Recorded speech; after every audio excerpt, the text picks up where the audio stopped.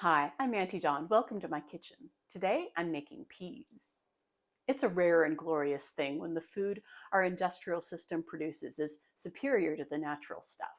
Peas are the keystone example of this. You can walk into any store and walk out with a bag of frozen peas that is better than what you could put in long hours in the garden, growing, picking, and opening up. It's a lot of work. This is a very simple recipe. It only has one ingredient: frozen peas. My little sister figured it out when we were teenagers. But they have to be good peas. When you open up a bag of peas, you'll sometimes see that some of them are all white. Those are freezer burned, and that bag of peas is never going to be any good. As much as you might want to go through and pick out the bad ones, just compost it or feed it to the chickens because it is never going to be good peas. You want ones like this where they're all nice and green. The best peas usually say petite peas somewhere on the bag.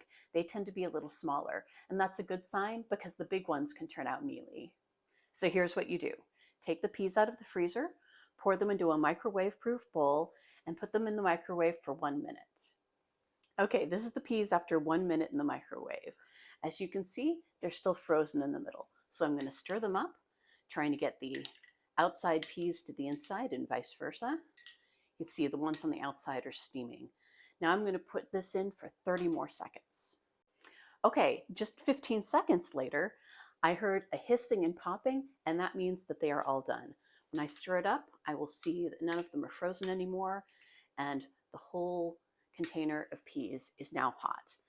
This is the trick. They don't need to be cooked, they just need to be hot. If you actually cook the peas, you will overcook them and they'll end up mushy. And that's it. Don't add anything else. No water, sugar, salt, spices, oil, just the peas.